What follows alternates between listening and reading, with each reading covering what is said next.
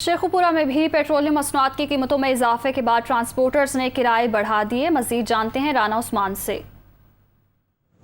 जी, petroleum मसनूआत की कीमतें बढ़ने के साथ ही महंगाई का एक नया सैलाब आ चुका है। लोग इंतहाई परेशान हैं। ट्रांसपोर्टर जो हैं उन्होंने खुद साख्ता किराए बढ़ा लिए हैं, ताजरों ने महंगाई कर दी है और लोग जो है आम तबका ज़िंदगी जो है वो इंतहाई यहाँ परेशान है। हमारे साथ कुछ लोग यहाँ पे मौजूद हैं, ताजर भी हैं, काश्तकार भी हैं। आइए हम उनसे बात करते हैं कि वो इन पेट्रोलियम मसनूआत की कीमतें बढ़ने के बाद क्या कहते हैं। अवाम पहले ही महंगाई की चक्की में पिस रहे हैं।